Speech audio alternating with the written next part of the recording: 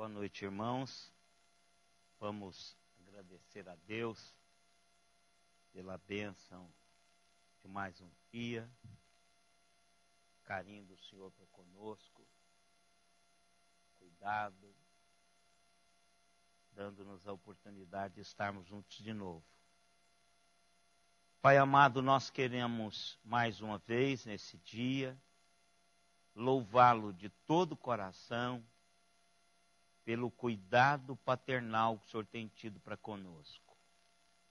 Até mesmo, Deus, em meio às nossas lutas, às perplexidades da vida, nós encontramos o toque especial do Senhor.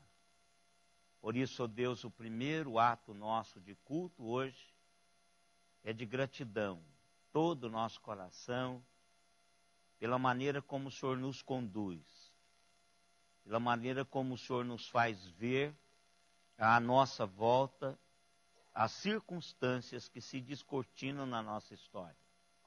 Obrigado, Deus, porque nós temos visto a cada momento a mão do Senhor poderosa, providencial, cuidadosa em todo o tempo. Por isso, ó Deus, receba a nossa gratidão por esse agir paternal do Senhor nas nossas vidas. Obrigado também, ó Deus, pelo privilégio que nós temos de estudarmos a Tua Palavra, de termos os olhos, o entendimento abertos pelo Teu Santo Espírito e podermos, ó Deus, ver nas Tuas maravilhosas letras as intenções do Teu coração para as nossas vidas. Que o Senhor continue dando-nos sempre essa visão da Tua Palavra, revelação do Teu coração para cada um de nós. Queremos louvar-Te por esse privilégio. Queremos agradecer o Senhor também pela liberdade que nós temos de sairmos de casa livremente para nos reunirmos nesse lugar gostoso que o Senhor nos deu, para ajuntarmos-nos na Tua presença em torno da Tua Palavra. Obrigado, Deus, por esta liberdade. E obrigado também, ó Deus, pela ação poderosa do Teu Espírito Santo nas nossas vidas, levando-nos sempre a trilharmos os Teus caminhos, fazermos, ó Deus, a Tua vontade.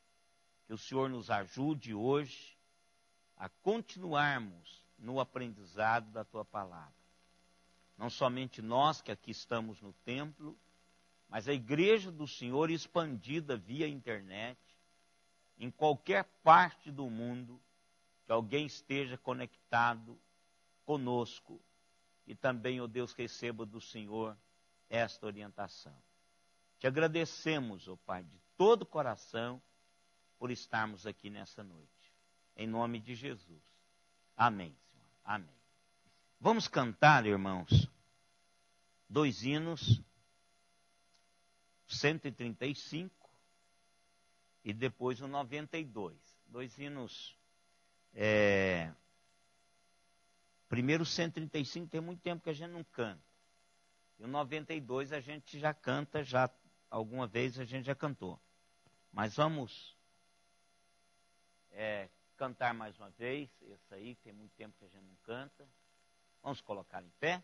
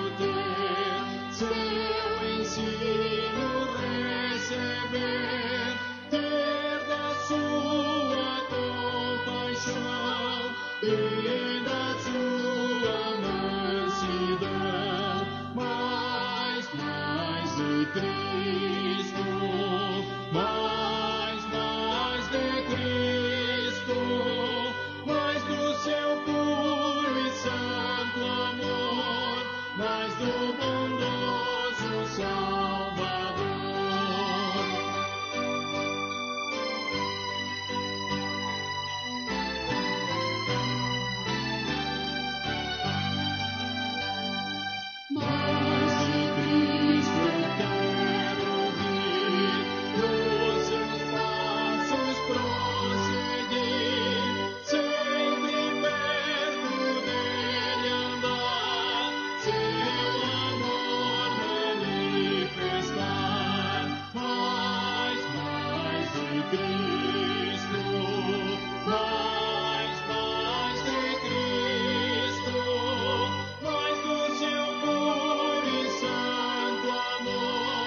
mas do bondoso Salvador.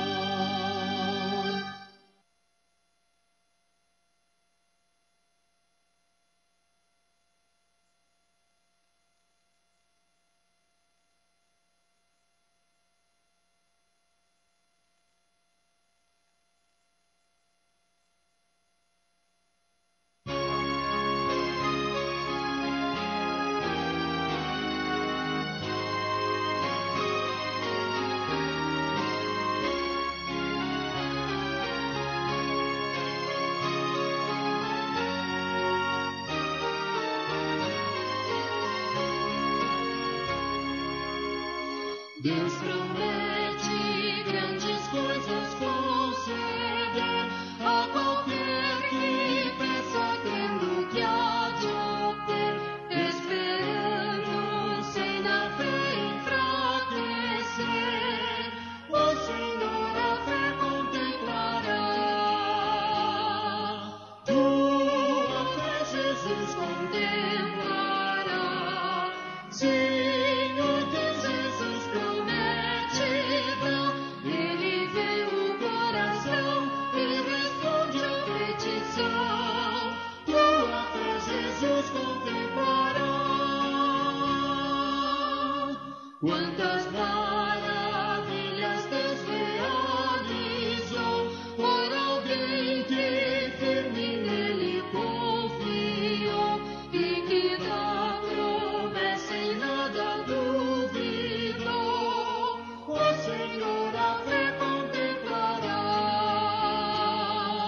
Tua fé, Jesus, contemplará.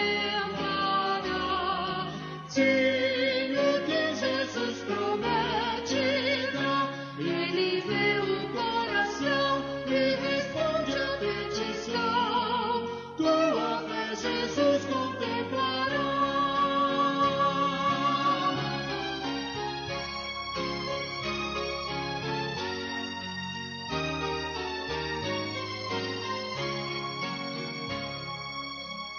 Sim, criamos no que Deus nos prometeu, pois jamais desonrará o nome seu. Ele cumprirá promessas que nos deu. O Senhor a fé contemplará. Tua fé, Jesus, contemplará. Senhor, que Jesus promete dar, Ele vê o coração e responde à petição. Tua fé, Jesus, contemplará.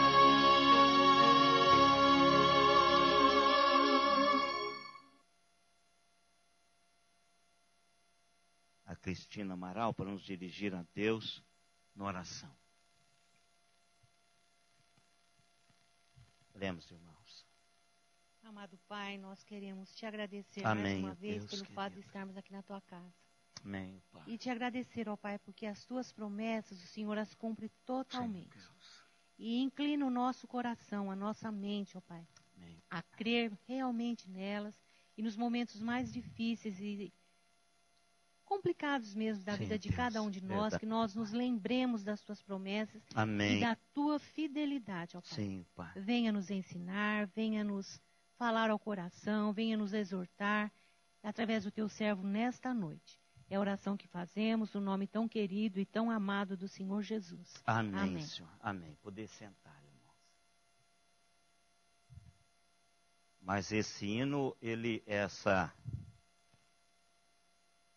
quando ele diz que o Senhor não desonrará o seu nome, então muitas vezes a nossa base de fé não é a nossa fé em si mesma, mas é no nome daquele a quem nós cremos, né? Ou em quem cremos. Então precisamos trabalhar essa realidade dos nossos corações. Vamos abrir, irmãos, as nossas Bíblias para continuarmos a nossa conversa sobre a cura de um cego em Betsaida.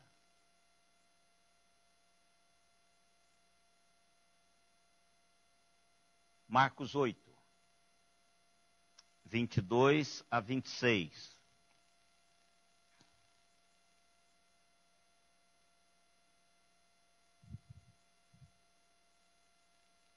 Vamos fazer 8.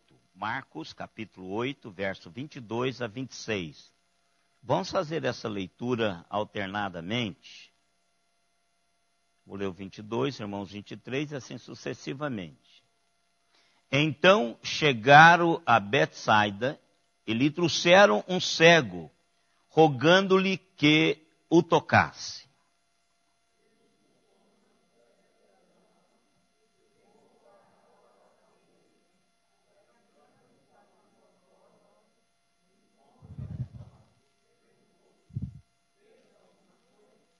Este, recobrando a vista, respondeu: vejo os homens, porque como árvore os vejo andando.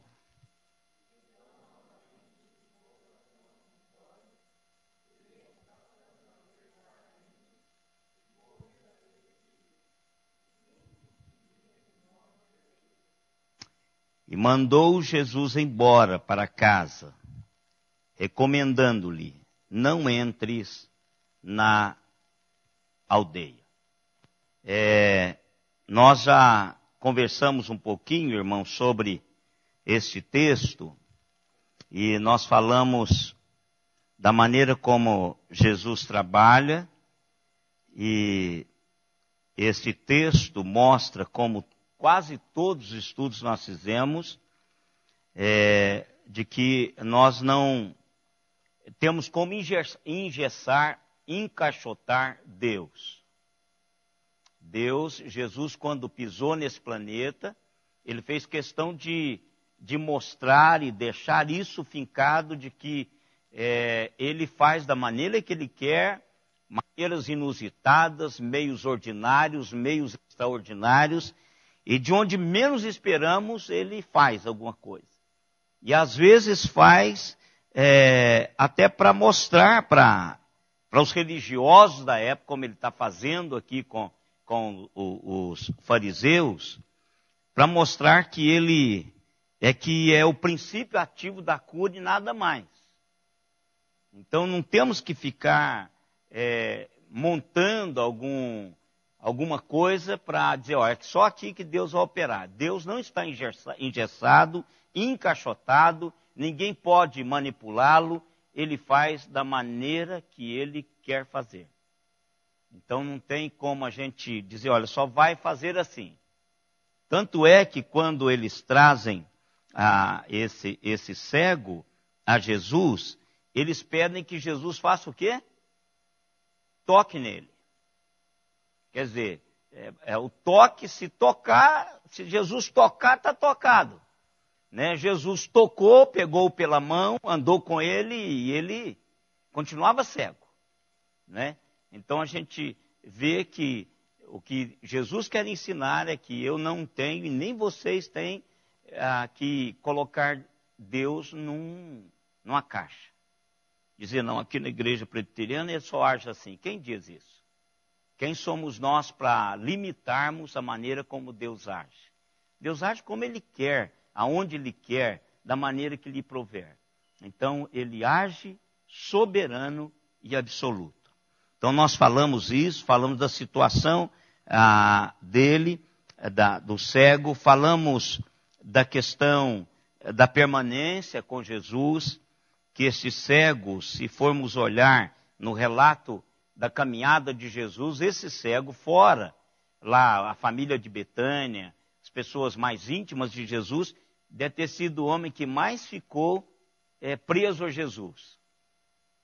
Ele o pega pela mão, sai com ele, leva-o para fora da cidade, conduzindo-o. Ou seja, dando a ele todo o direcionamento, porque ele é cego. Não é? Então ele teve intimidade com Jesus, andou com Jesus de uma maneira fantástica. E como nós falamos, Jesus tem propósitos para tudo que ele faz. Tudo que Jesus faz, o faz com propósito, irmãos. Jesus não faz nada aleatoriamente sem propósito. Tudo. tudo tem propósito. Quando Deus age em direção a nós, Ele está fazendo aquilo com propósito. Então, para nos ensinar, para fazer-nos melhores, para dar-nos a perspectiva correta daquilo que nós precisamos de ter. Então, Jesus, esse fato não é diferente. Hoje, eu quero caminhar um pouquinho com os irmãos, abrangendo alguns outros aspectos. Eu quero dizer para os irmãos que, por ele ter saído da cidade, tem um porquê. Eu disse que a quarta-feira passada que alguns ambientes não são conduzentes, ou seja, e algumas pessoas também não são. Mas aqui nós estamos no ambiente. Há alguns ambientes que ele não te conduz a uma realidade maior de Deus. Ele não serve como condutor de uma realidade maior. E essa cidade, essa aldeia, é uma das aldeias que não eram conduzentes. Ou seja, naquele momento ali, Jesus queria fazer algo com propósito especial, não só para a vida do cego, mas também dar uma ampliada para o colégio apostólico. Mas aquele lugar não era um lugar apropriado. Mas eu vou saber disso onde? Por que aquele lugar não é um lugar apropriado, irmãos? Quem sabe? Por que Jesus tirou esse homem da cidade, da aldeia?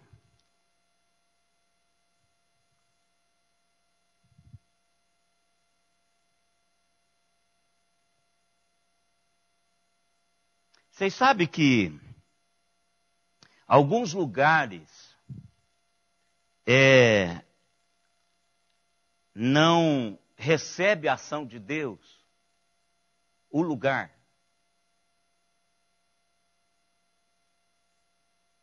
Mas as pessoas ele não esqueceu. Apesar de ter uma palavra de Deus sobre determinados lugares, principalmente aqui que nós já vemos Jesus falar isso, mas apesar dos lugares, Deus não limitou a sua ação em direção às pessoas. Então você pode pensar assim, puxa, o Brasil, os Estados Unidos, qualquer lugar, ou qualquer cidade em particular, ou mesmo um estabelecimento chamado igreja, que não tem nada a ver com a igreja, Deus pode dizer, olha, aí já era. Mas ainda assim, Deus não deixa de trabalhar as pessoas. Vamos ver em Mateus 11. Isso aqui para mim Mateus e Lucas é que relatam esse fato. Eu quero ler com os irmãos só o verso 20, 21 e 22, porque o 23, 24 ele vai dizer sobre Cafarnaum também, vai falar até o 22, até o 25, mas eu quero ler, depois você pode ler em casa. Mateus 11, 22, aliás, 20 a 22. Passou então Jesus a increpar a cidade nas quais ele operara numerosos milagres, pelo fato de não se terem arrependido. Ai de ti, Corazim! Ai de ti, Betsaida! Porque se em Tiro ou em Sidom se tivesse operado os milagres que em vós se fizeram, há muito que elas se teriam arrependido com pano de saco e cinza. E contudo vos digo, no dia do juízo, haverá menos rigor para Tiro e Sidom do que para vós outros. Aí depois ele fala de Cafarnaum, também, nariz empinado, altivez, né? E aí ele fala que Sodoma, se em Sodoma e Gomorra tivesse operado os milagres que operara entre eles,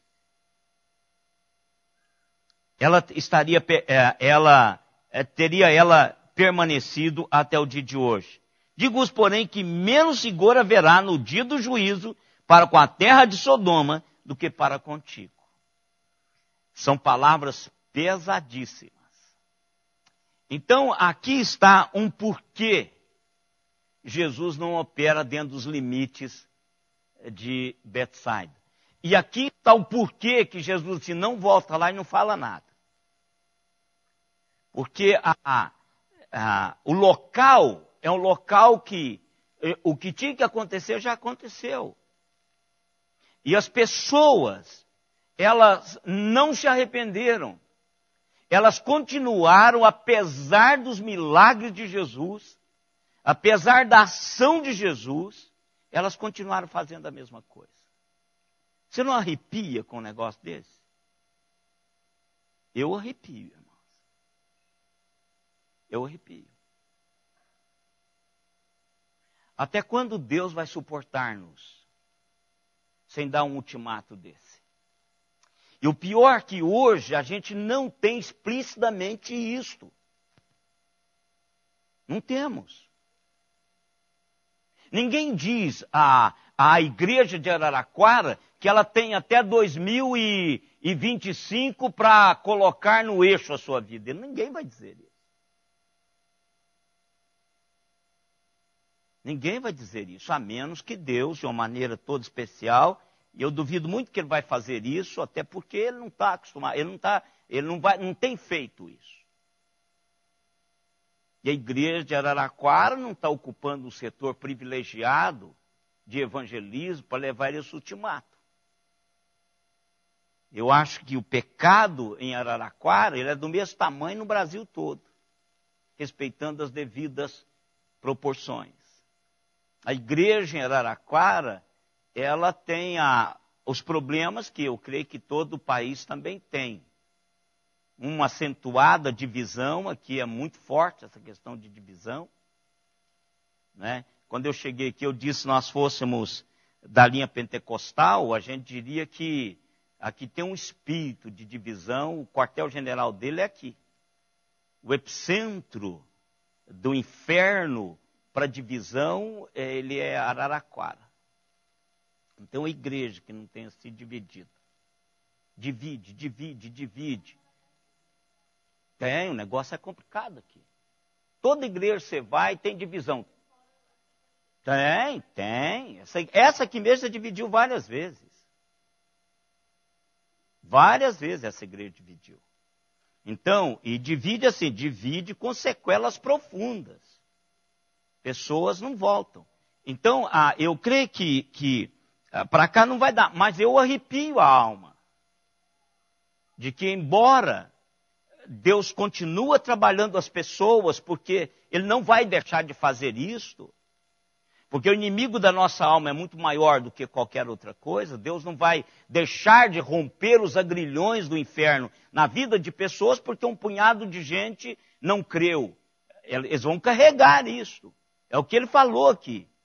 Ele está comparando cidades condenadas explicitamente por Deus. Olha, quando ele fala de Cafarnaum, ele disse, olha, se em Cafarnaum tivesse acontecido e não aconteceu do agente que estava lá, se tivesse acontecido, eles estariam entre nós até hoje. Olha, Jesus dizendo isso. Não é um pregador, é Jesus que está falando. Então, quando a gente vê que Jesus pega esse cego e leva para fora da cidade, é porque aquela região ali da aldeia, Deus não vai operar lá mais. Dentro dela, não. A gente precisa pensar isso como igreja. A gente precisa de ver, saber que a gente está conduzindo as realidades, se nós estamos mesmo atentos que Deus está fazendo. E a gente precisa de prestar atenção nisso. Outra realidade, irmãos, desse texto é que a pergunta é o seguinte: por que Jesus fez o que fez, repetindo até aqui o gesto, não é? Qual a finalidade de Jesus nisso aqui? Como é que eu vou entender essa realidade? Como é que eu vou perceber essa realidade de Jesus? Ele quer, em primeira mão, ensinar para quem? Ou seja, Senhor, qual que é a lição que eu aprendo aqui? De tirá-lo eu já aprendi, não é? De aquele momento do cego, aquelas pessoas movidas por Deus, levar o cego até Jesus. Então, se há um propósito, então onde está esse propósito, além de perceber que há limites, ele limita a ação dele em determinados lugares. Agora, e o restante? Ele quer ensinar o quê? Porque é incomum em toda a ação de Jesus não curar da primeira vez. Alguém diz assim, eu não sei se é isso que falar para o senhor, mas diz que é porque aquela cegueira era dura demais para Jesus curar. Por isso que ele teve que repetir a ação. Nunca vi um negócio tão maldito, herético, antibíblico, do que isso. Não há nada difícil para Jesus, irmãos. Nada. O poder de Jesus, ele é pleno em qualquer momento da história humana. Eu não interfiro e situação nenhuma interfere ao querer curador de Jesus. Ele sim, ele pode dizer, aqui eu não curo. Mas ele arrasta a pessoa para fora e cura lá fora. Com propósitos. Não é?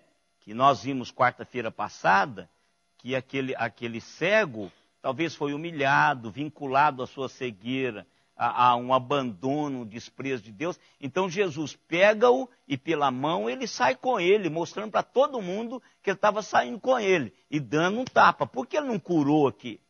Né? Por que ele não fez aqui? Jesus faz aonde ele quer fazer. Não é? Mas ele quer ensinar o quê? Para quem? Aonde que está o ensinamento de Jesus nessa repetição do ato de curar? Uma vez ele põe lá, ele passa saliva no olho do rapaz, depois não diz que ele passou, ele tocou pela segunda vez. Então, o que Jesus quer, a quem Jesus quer ensinar? E o que ele quer ensinar? Aos seus discípulos, irmãos. Aqui o que Jesus está mostrando é que o crescimento espiritual, ele não é instantâneo. Crescimento traz a realidade de que vai ser paulatinamente. Desenvolvimento instantâneo é massa de bolo. Você põe um fermento, deixa ali e já vai para o forno. Né? Bate lá e já leva no forno e pela temperatura vai crescendo e está lá. Mas o crescimento com Deus, ele tem que ser um crescimento paulatinamente. Por que eu sei disso? Pelo contexto do texto. Esse é um dos textos, você olha assim e fala assim, o que eu vou tirar daqui? Você não tira nada se você não olhar para o contexto do que o texto, onde o texto está inserido. Qual o desenrolar do texto? A prioridade de Jesus, irmãos, era tornar os discípulos maduros o suficiente para que quando ele saísse daqui, eles pudessem, através do Espírito Santo, trazer as realidades das experiências que eles tiveram com Jesus. A prioridade de Jesus é dar aos seus discípulos um conhecimento, um discernimento das realidades espirituais que eles precisavam. E eu disse quarta-feira passada que cegueira, ela tanto pode ser física quanto espiritual, quanto de entendimento, não é? Então, as coisas espirituais, a gente precisa o Espírito de Deus precisa de abrir os nossos olhos para a gente contemplar. Por exemplo, eu sei que vocês são assim também. A gente olha determinadas pessoas e a gente espera que essas pessoas, pelo tempo que elas estão caminhando com Deus, que já tenham um certo discernimento espiritual. Mas quando você vai ver em determinadas situações, essas pessoas não cresceram. Não cresceram. Agora, não significa que elas não vão crescer. Mas elas precisam passar tempo com Jesus. Tempo com Jesus. Precisamos passar tempo com Jesus se nós quisermos crescer. Não é tempo na igreja, não. É tempo com Jesus. É na oração, na leitura da palavra, na nossa reflexão de alma. Isso você pode fazer em qualquer lugar. Não está circunscrito um lugar aprendizado. Tanto é que Jesus tira ele lá da cidade, da aldeia, leva para o lugar, e o texto nem diz aonde. Porque senão a pessoa vai fazer igual o jardim de Getsêmani, vai fazer esse lugar, aqui é o lugar. Ó, essa é a casa de Pedro. Então, se Pedro morou aqui, eu preciso pisar lá. E tem um punhado de supersticiosos que vão a Israel exatamente para isso. Como se Deus tivesse circunscrito. Traz a aguinha do Jordão, está vendendo lá, é claro, eles vão vender mesmo, tudo. A lasca da cruz, eles vendem esse negócio. Né? Batiza de novo no Jordão. Não é? Então são realidades místicas que Jesus não tem isso. Né? Então quando ele começa, quando você vai para o contexto imediato do texto, nós vamos ter alguma realidade de que os discípulos ainda não viam. Os fariseus eram cegos totalmente. Os discípulos viam como que se fosse névoas, com catarata. Esse é o texto. E a pergunta de Jesus é assim: o que você vê? Essa é a chave da interpretação do texto. O que é que você vê? O que você está vendo agora? Você vê alguma coisa? Vamos lá. A multidão está há 3 dias ouvindo Jesus. E é normal que aquelas pessoas carregassem alguma matula, algum lanchinho. Então, 3 dias comendo o seu lanche, comendo do lanche que levou, porque estava tão bom ouvir Jesus, que acabou o suprimento. Mas Jesus também terminou a palestra. E aí Jesus disse para os discípulos: olha, eu não posso mandar essas pessoas para casa com fome, porque elas estão aqui já há 3 dias. Elas vão desfalecer no caminho. Então, eu preciso dar comida para esse pessoal. E aí os discípulos dizem assim: quem é que vai dar comida para essa multidão? Aí Jesus pergunta assim: quantos pães nós temos? Aí disseram: 7 pães. Jesus ora e manda-os distribuir os 7 pães, no mesmo molde lá do lanchinho do menino. E abaixo o texto diz assim: e alguns peixinhos. É alguns lambaris, assim, essa coisa assim, que está até proibido pescar hoje. Alguns peixes pequenos. Jesus também faz a mesma coisa, dê junto para comer o pão, tipo sardinha no sol, assim, né, que deixa, você pode comer ali, tipo bacalhau, que você não precisa nem de, não tão salgado quanto, né, só pôr no meio do pão e comer. Eles deram a todos. Logo depois daquele momento ali, eles entram no barco, aliás, eles se encontram com os fariseus, que é o 11 aí, ó. E aí os fariseus pedem um sinal a Jesus. Pensa vocês, irmãos, a gente fica falando desse turma, tem hora que, e você sabe que é pejorativo chamar alguém de fariseu, né? É aquele cara que gosta de aparecer, que a Bíblia é maior dele, só chega atrasado e senta aqui na frente, para todo mundo ver ele chegar, sentar aqui na frente. É o fariseu. Esse cara que passa uma imagem, mas no coração ele é nada. Mas às vezes importamos da mesma maneira. A gente fica pedindo sinal a Deus e a gente esquece de olhar o que Ele está fazendo. Às vezes a gente não olha pelo óbvio que Ele está... Pensa vocês. Jesus pergunta assim, quantos cestos vocês comeram? 7. Ah, mas não eram só 7 pães? Eram, mas agora são 7 cestos. Isso é portentoso. Aí vem um fariseu e diz assim, nós precisamos de um sinal. Nos dê um sinal para que a gente acredite. É uma das vezes que a gente vê Jesus nervoso. Porque a construção aqui é a construção daquele camarada assim que você diz assim. E sai. Entendeu? Quer mandar o cara para qualquer outro lugar, menos conversar com ele. Sinal nenhum vocês terão mais. Veja, Jesus acaba de operar um milagre fantástico. 4.000 homens. Mulheres não foram contadas e nem crianças. 4.000 homens.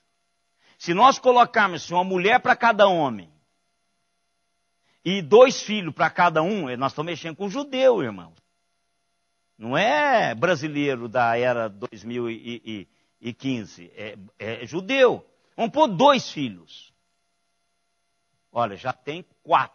4 vezes 4, 16.000 pessoas. Pensa nisso. Um lanche reforçado, comer até não querer mais, porque sobrou, sobejou. Com 7 pãezinhos.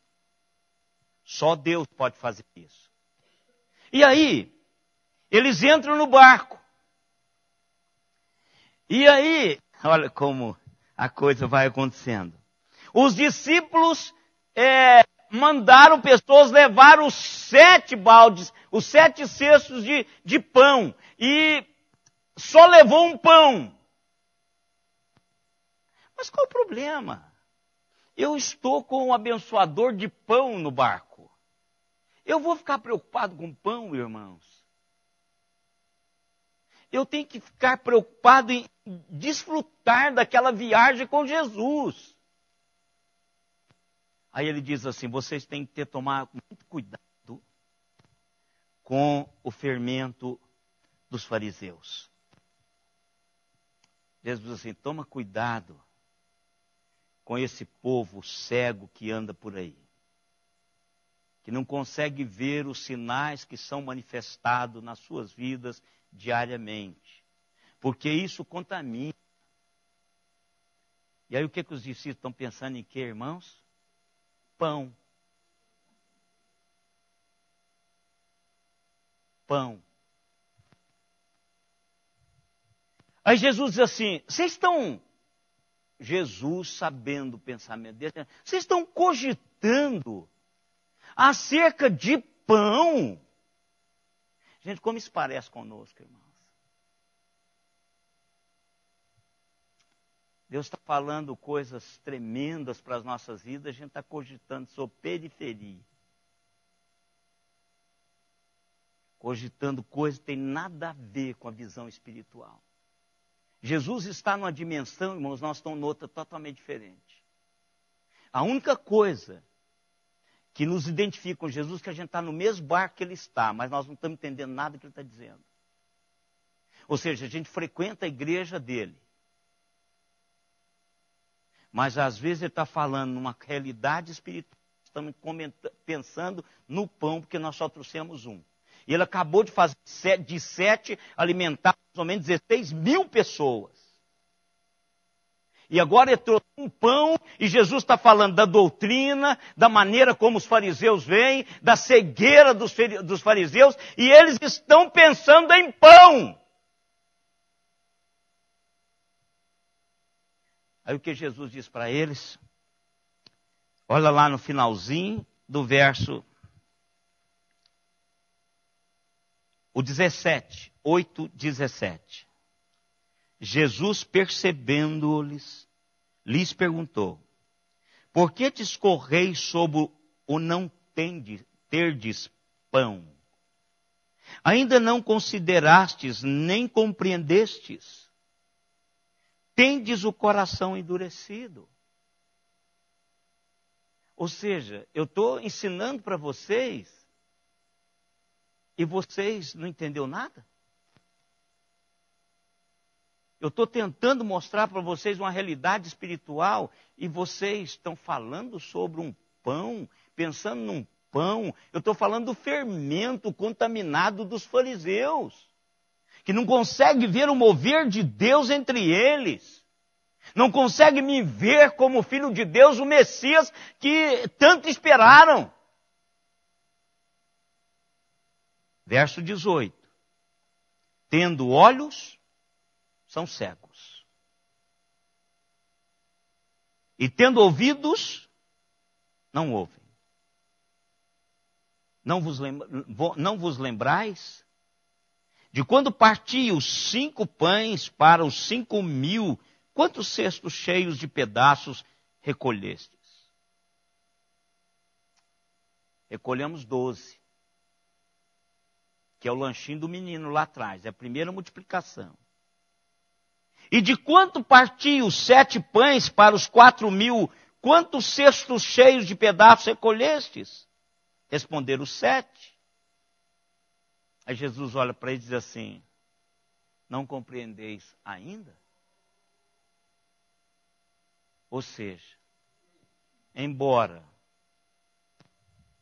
não são tão cegos quanto os fariseus, porque os fariseus são cegos totalmente, mas que eles estão vendo homens como árvores. Eles não viram ainda nitidamente. E aí, irmãos, aparece o cego. Que coincidência tremenda, esse cego aparece. Não há. Não há coincidência aqui. Enquanto Jesus estava atravessando o barco, o Espírito de Deus estava dizendo assim: olha, ele está vindo por aí. Pode aguardar que ele chegou. A notícia de Jesus vindo, irmãos, chega rapidamente. Aqueles amigos conduzem esse homem até Jesus.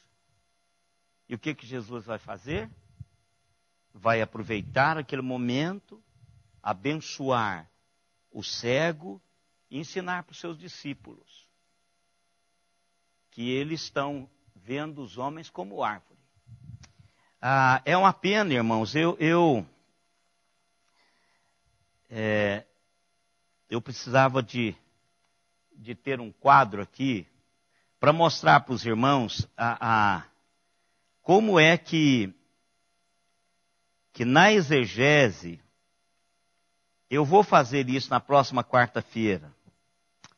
Eu nem vou falar para vocês agora, mas eu vou fazer na próxima quarta-feira. Para mostrar para os irmãos como que o Espírito Santo de Deus, ele é fantástico ao inspirar a Bíblia. a palavra grega, ela tem três prefixos que é usado aqui.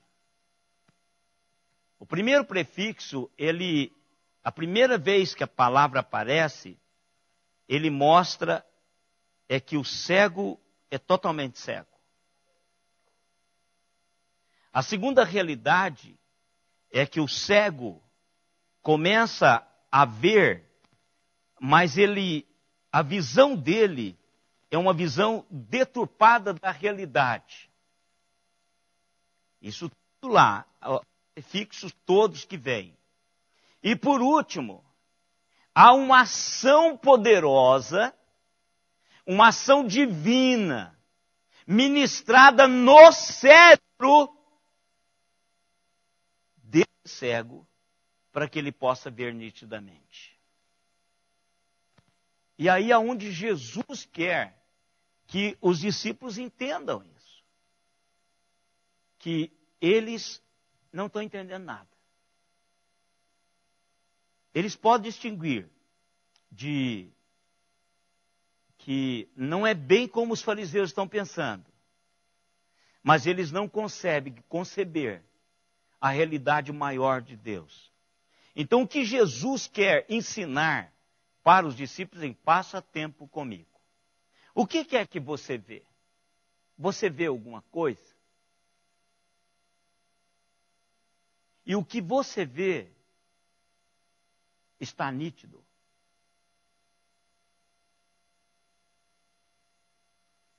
Será que nós não estamos confundindo o negócio com pão? Ou eu consigo no meu dia a dia perceber o mover de Deus, ou estou sendo contaminado pelos cegos desse tempo? Vocês já imaginaram? Eu fiquei pensando nessa semana. Se esse cego tivesse ido embora, se Jesus tivesse perguntado para assim, você vê alguma coisa? Sim, tudo bem. Veja o que Martin Lloyd Jones diz. Eles parecem saber o suficiente sobre o cristianismo para estragar a sua diversão no mundo. Mas eles ainda não sabem o suficiente para sentir feliz sobre si mesmos e sobre o projeto de Deus para suas vidas. Eles veem, mas eles ainda não veem. Eles veem os homens como árvores. Então o que acontece muitas vezes? Se esse homem tivesse ido embora, tivesse mentido, ele teria perdido a bênção. E preste atenção uma coisa, irmãos. Deus nunca nos faz uma pergunta esperando informação. Porque ele já sabe. Quando Jesus faz isto, é porque ele quer revelar-nos uma realidade muito maior do que isso. Mas ele espera honestidade. Muitos de nós estamos dizendo, está tudo bem, irmãos. Mas eu não estou enxergando patavina nenhuma. A minha vida é tão embaçada quanto era antes de tudo começar. Eu não consigo ver realidade nenhuma de Deus. Eu não consigo contentar com aquilo que Deus está me mostrando a cada dia, embora seja portentoso. Mas eu não consigo ver a dimensão da realidade da ação de Deus nisso que Ele está fazendo. Eu quero sempre buscar algo maior, mas eu ainda não vi aquele grandioso que Deus já fez. Eu não consigo ver. Está tudo bem, Senhor. Eu gosto dessa palavra do Lloyd Jones. Às vezes, irmãos, o cristianismo para nós, essa realidade de Deus, só para estragar a nossa diversão no mundo. Só para isso. Desmancha prazer. Eu não consigo me satisfazer em Deus. Eu não consigo ter a perspectiva correta daquilo que Deus já está fazendo. E eu permanecer com Ele para experimentar algo mais. Eu saio de está tudo bem. Isso já aconteceu comigo. Você já olhou para uma matéria de uma prova e falou, isso aqui é fichinha. Quando você chega lá para fazer a prova, você descobre que você não sabe absolutamente nada. Eu tenho certeza que não aconteceu só comigo não, com você também. Quando fui fazer a prova de trigêmeo, Elta, eu falei, nossa, isso aqui é café pequeno. Tem 2 linhas, é a parte mais complexa de cabeça e pescoço é o trigêmeo. E é a parte que mais nós precisamos estudar o dentista. Porque se você erra ali numa cirurgia, ou numa anestesia, você pode lesar o paciente para sempre. Dei uma lida, olhei e falei, isso aqui é café pequeno. Café pequeno. Quando as perguntas vieram, sabe, irmãos, eu assim, não sabia nada. E me custou muito caro. Porque eu tive que debruçar muito mais para recuperar a nota baixa que eu tirei na primeira prova do trigêmeo. E aí foi pior, porque aí amontoou toda aquela, porque é acumulativa. A área de saúde é acumulativa. Então você vai acumulando, e aí cada vez mais, eu tive que estudar muito mais, e diz, não vou assim, eu tenho que estudar. E às vezes, irmãos, nós fazemos isso na nossa vida espiritual. A gente toma algum lanchinho rápido, sabe aquele que você sai mastigando para ir para a igreja, para o carro, para ir embora? Ou quando vai bater uma bolinha, você sai mastigando assim, e chega lá, desmaia lá no corpo, porque você não comeu direito? Espiritualmente é assim. A gente acostuma com lanchinhos, não passamos tempo suficiente na presença de Deus. Fala, Senhor, tem alguma coisa errada. Tem alguma coisa errada. Eu vejo homens, mas eu os vejo como árvore. Olha que coisa fantástica. E aqui, irmãos, mostra que esse homem não era cego de nascença, viu? Como é que ele sabia quem homem e árvore? Porque ele não via o homem como homem. Ele diferenciava o homem da árvore porque movia. Ele via vultos. Entrou a claridade, mas ele não conseguia distinguir o que era. Quantas vezes, irmãos, nós temos tentado tapear a nós mesmos, tapeando o Senhor, porque se passar mais um tempinho com o Senhor, isso vai demorar muito. Quando ele diz isso, irmãos, é porque a cura ainda ia demorar. Precisava de um outro toque de Jesus.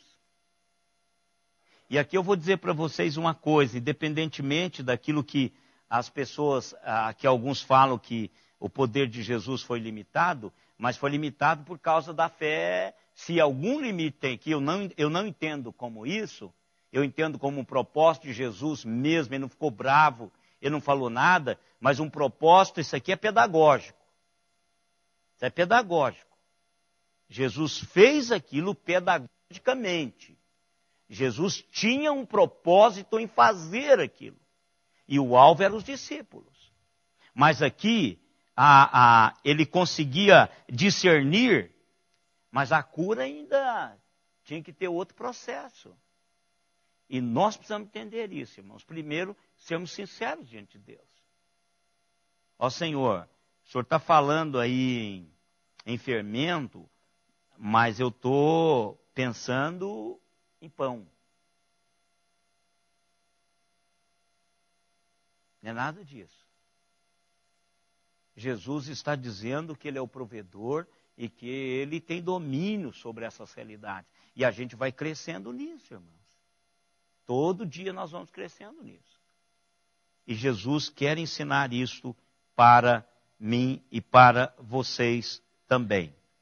A outra realidade, irmãos, que a gente precisa de aprender é que Jesus Cristo, às vezes, nos tira de determinados ambientes para crescermos. Para crescermos. Às vezes ele lhe arranca do seio familiar, ele leva para um determinado lugar, para lá você aprender dele. Às vezes ele te tira de uma determinada cidade, te leva para uma outra determinada cidade, para você depender dele. Então, Jesus diz assim, olha, não vá para lá.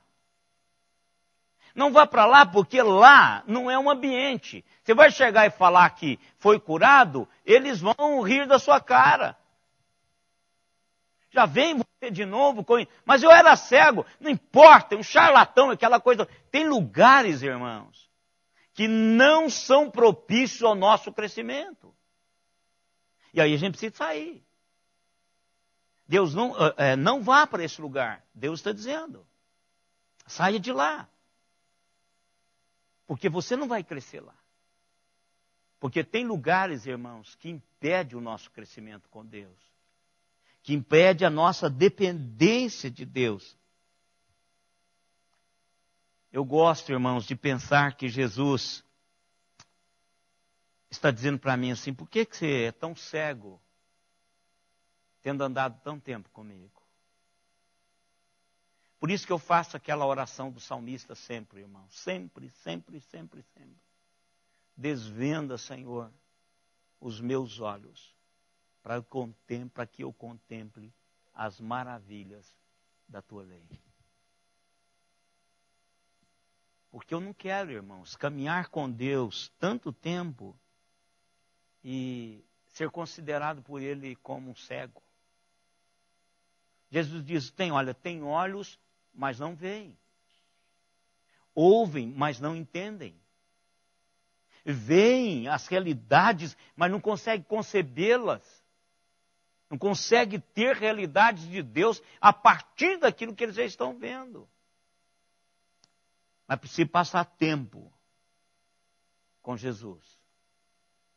Passar tempo com Jesus, irmãos.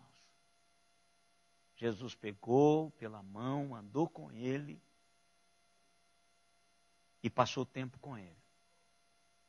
Se aquele homem tivesse ido embora, ele não teria recebido uma visão plena.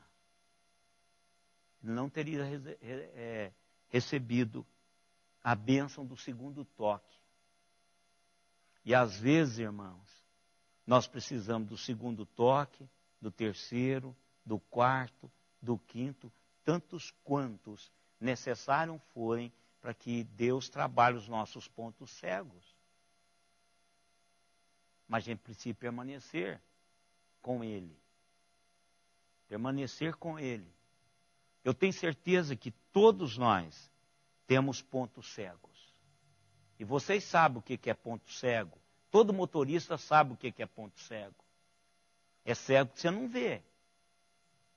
Então, pedir a Deus que Ele trabalhe todas as áreas das nossas vidas por causa dos nossos pontos cegos. Quantas vezes nós descobrimos que tem determinadas áreas na nossa vida que a gente ainda não entendeu nada?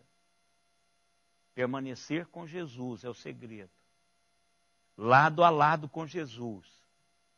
Até que Ele opere poderosamente com o segundo toque, com o terceiro. O que foi que aqueles amigos do cego pediu? Que o Senhor toque-o.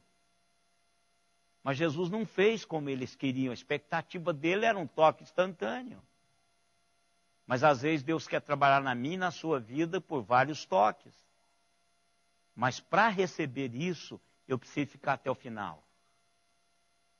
E ser sincero. O que salvou esse cego? Honestidade. Irmão, se há um negócio difícil de nós falarmos com Deus, é quando nós, para ser sincero, confessar a Ele as nossas fraquezas. Nós não gostamos de confessar fraquezas nossas, irmãos. Nós gostamos de passar para as pessoas o quanto somos fortes. E dentro de nós sabemos que não somos tão fortes assim. Contar para Jesus: Senhor, eu não estou vendo bem. Eu vejo homens como árvores. Só sei que são homens que estão movimentando, mas até pode ser um cavalo também.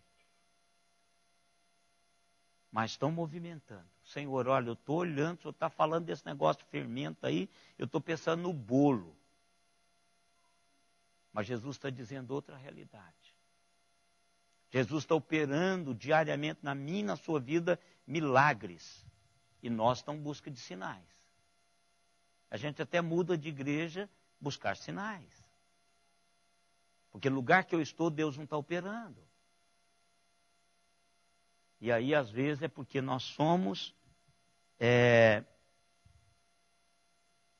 míopes, cegos, quase cegos, fundo de garrafa. E às vezes nem assim a gente enxerga. E eu quero parar por aqui, irmãos, porque quarta-feira eu quero trazer as palavras para os irmãos. Vou ver se eu arrumo um quadro. Mas eu quero deixar com os irmãos para a gente pensar o seguinte: é possível ter olhos e ainda não ver muito claramente.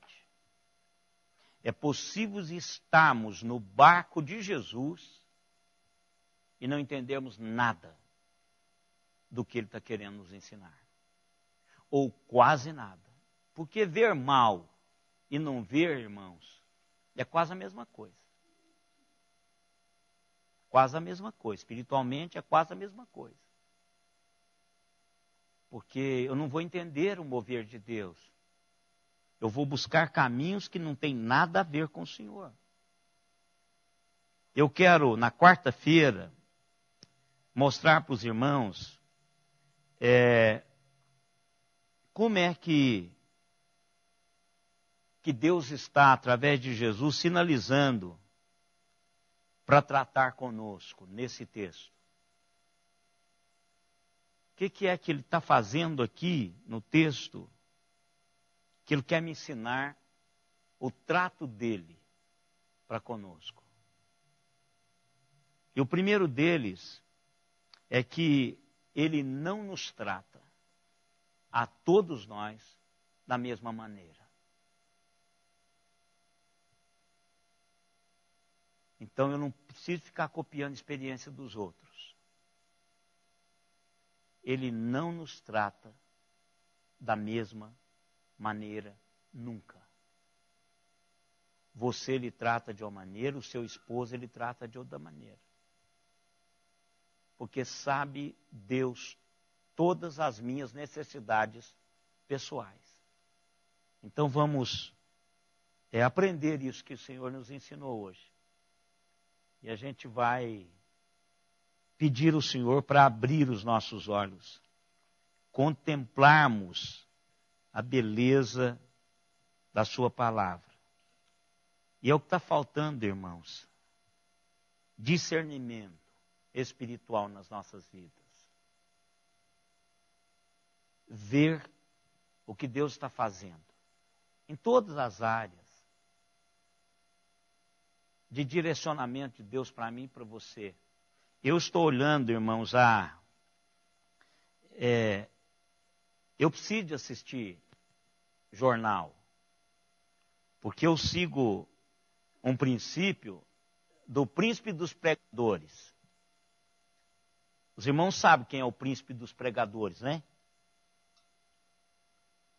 O maior pregador que nós já tivemos no nosso tempo. Os sermões dele ainda roda por aí, e agora com o evento da Rede Mundial de Computadores, está para qualquer pessoa acessar. Spurgeon é chamado príncipe dos pregadores. Spurgeon diz o seguinte, que o pregador, ele tem que ter a Bíblia numa mão e o jornal de amanhã na outra. Por quê? Porque eu preciso ter resposta de Deus para as perguntas que estão sendo feitas hoje. E trazer soluções de Deus para os problemas que se levantam hoje. E, claro que eu não tenho esse pessimismo todo, eu entendo que o mundo está indo exatamente para onde Deus quer que ele vá, eu entendo assim, e para onde Deus sinalizou que ele deve ir, esse é o caminho. Aonde nós estamos, nós não estamos em caminho diferente. Nós estamos no caminho para onde o mundo vai, para o lugar que Deus disse que ele iria. Eu não tenho dúvida disso. No entanto, para que eu tenha uma visão daquilo que Deus quer para a minha vida, no momento desse que nós estamos vivendo, eu preciso passar tempo com Deus, para que Deus abra os meus olhos e eu não seja tapeado, engodado, iludido, subornado por nada que esteja acontecendo à minha volta. Então eu preciso de estar com Deus. Por exemplo, a gente fica vendo, passou hoje, por exemplo, eu nunca fiquei preocupado com a Simone e não vou ficar. Ela ir lá para a feirinha da madrugada. Mas vocês viram o que está acontecendo? Deu um jornal ontem. Eles roubam, brincando, 4, 5 pessoas cercam o alvo, tira dela tudo. Lá, o da forca. Está um negócio tremendo. Irmãos, a quadrilha da gravata. Assaltos, insegurança financeira, política, o que você tem, você não sabe se vai ter amanhã. Então, irmãos, de que é que eu preciso? De visão de Deus. Para estar no lugar que eu devo estar. Para fazer aquilo que eu tenho que fazer, sabendo que Deus me quer naquele lugar. É isso que eu preciso. Eu não posso estar no lugar errado na hora errada. Não tem essa expressão? O cara só aconteceu isso com ele porque estava no lugar errado na hora errada. Então eu não posso estar. Eu tenho que estar no lugar certo na hora certa. E quem é que vai me dar esse discernimento? O Espírito de Deus vai fazer isso comigo. Então, hoje, e não adianta você segurar nada não. Nada está seguro, irmãos, na mão do homem. A única segurança que nós temos é o que está nas mãos de Deus. Então, o que a gente precisa? Senhor, eu preciso de ter uma visão do que está acontecendo. Eu não quero ver só o pão. Eu quero ver um punhado de coisa. Tem um punhado de coisa lá em casa que eu não tenho, mas o Senhor tem, e eu não vou me preocupar com isso. Eu quero gastar o meu tempo vendo a cosmovisão que o Senhor tem da situação. É isso que eu quero. Encontrar pessoas certas, no momento certo, falar com elas as palavras certas, tomar decisões certas, não estar aonde o ímpio está. Não me deixe estar. Somos do Senhor. E eu preciso de entender isso. Veja que Jesus está em ambientes totalmente diferentes. Pode olhar. Agora, em todo o tempo, o Senhor Jesus está alinhavando uma realidade com seus discípulos. Não tem nada aleatório aqui. Tudo é proposital. Então, se Deus tem isso para a vida daqueles que o servem, eu quero entrar nessa fila. Eu quero que Deus abra os meus olhos, meus ouvidos, e fale baixinho, em sussurro ao meu ouvido. Não vá. E eu entendo que não devo ir. Vá. E aí eu entendo que devo ir. Em todas as situações. Meus pontos cegos. Senhor, me ajude nos meus pontos cegos. Eu, na caminhonete, eu estava preocupadíssimo com a caminhonete. Como ela tem carroceria, ela tem pontos cegos. E motoqueiros são fantásticos, né? Esses motoqueiros, fantásticos. Eles são aventureiros. Não estou falando que você não. Se fosse, sua mãe não andava com você. Então, mas aí eu ficava muito preocupado que se bater numa carroceria dessa, já era.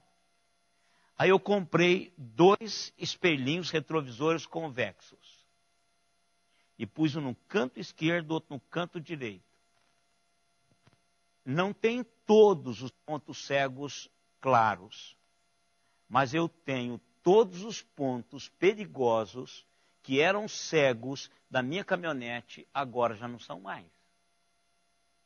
Eu vejo tudo com aqueles espelhinhos no canto assim. Eu deveria ter comprado um maior, porque aí eu iria ver muito mais, mas vejo tudo.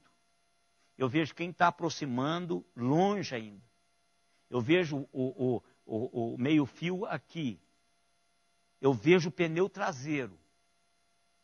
Então são pontos que a gente precisa de ver. Quem está aproximando, o que você vai fazer, qual a atitude da pessoa que está aproximando. Então são pontos cegos das nossas vidas que a gente precisa pedir ao Senhor que dê outro toque. Quantos toques forem necessários, mas toca, Senhor, para que eu possa ver. E não precisa de fazer dos métodos antigos, não. Pode fazer do método que o senhor quiser. Antigo, novo, que ainda não foi feito, né? Cuspir na cara. Primeira vez que eu vejo isso. Né? Tem da outra vez que ele fez lama e passou, mas essa não, essa foi cuspe puro. Né? Alguém fala assim, não, para maciar a remela. Que para com isso. Aquilo era só o diluente do princípio ativo. Né? Então, mas o princípio ativo era o toque de Jesus. Que Deus nos abençoe, irmãos. Nós tivemos 24 conexões, Campinas, Ribeirão Preto, Araraquara, Curitiba, Rio de Janeiro, Mogi-mirim, São Paulo, Nova Delhi, Roswell, lá da nossa irmã Mirtes, um abraço. Ananindeua. No Pará? Ananindeua. Primeira vez, irmão Walter. No Pará. Tá certo aí. Tem banco lá. Então, mas um abraço a você na cidade que eu nunca tinha lido ou ouvido. Não ouvi, não. Está vendo? Tanto nosso país é grande, né? Vamos colocar em pé, irmãos, vamos orar. Um abração, Mirtes. E essa conexão de Nova Delhi também, que Deus esteja abençoando aí de uma maneira muito especial. Ribeirão Preto e Campinas tem mais conexão do que Araraquara. Campinas tem 6 conexões, Ribeirão Preto tem 6, Araraquara 5. Mas é para isso mesmo. Vamos orar. Deus amado, o Senhor sabe, ó Deus, da nossa caminhada com o Senhor. O Senhor sabe aqui quem é capaz de ver nitidamente, que ainda está vendo homens como árvore embaçado, com névoa, quem ainda não está vendo nada. Por isso, ó Deus, em nome de Jesus, a semelhança daqueles amigos do cego, eu quero, Deus, pedir que o Senhor toque a vida de cada um de nós. Toque, ó Deus, a vida dos nossos internautas. Toque 1, 2, 3 vezes, tantas quantas forem necessárias para que a visão seja completa. Ajude-nos, ó Deus, a não só vermos a beleza do que o Senhor está fazendo hoje, mas ainda mais, Senhor, aquilo que o Senhor vai fazer amanhã. Esperança é de que para a vida dos teus servos, o amanhã é muito maior, muito mais belo do que o hoje. Ajude-nos, ó Deus, a crer nisso todos os dias. Ajude-nos, ó Pai, a vivermos igualmente com o que nós cremos. E que o Teu Espírito Santo nos acompanhe, nos dê o discernimento necessário para fluirmos na vida de uma maneira que lhe agrade, de uma maneira em que possamos representá-lo dignamente. Obrigado, Pai, por cada pessoa aqui presente. Obrigado, Deus, por cada família aqui representada. E nós clamamos, ó Pai, por aqueles queridos nossos e do Senhor, que estão atravessando momentos de saúde, de debilidade de saúde. Deus, o Senhor sabe o quanto que nós sofremos quando estamos doentes. Somos frágeis. E quando adoecemos, perdemos, Senhor, muito da nossa resistência.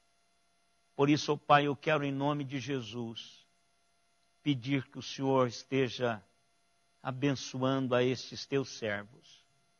Louvamos-te, ó Deus, por muitos que já estão conosco, por muitos que já contam as bênçãos, mas ainda há muitos, ó Deus, que carecem de um toque especial do Senhor.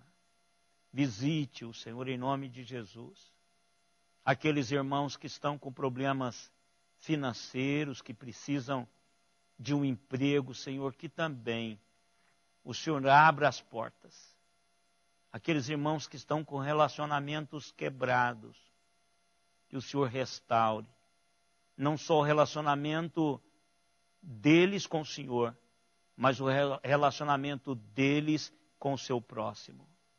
E que seja em todos os níveis, ó Deus, restaurados. Pai querido, o Senhor é o Deus que restaura relacionamentos.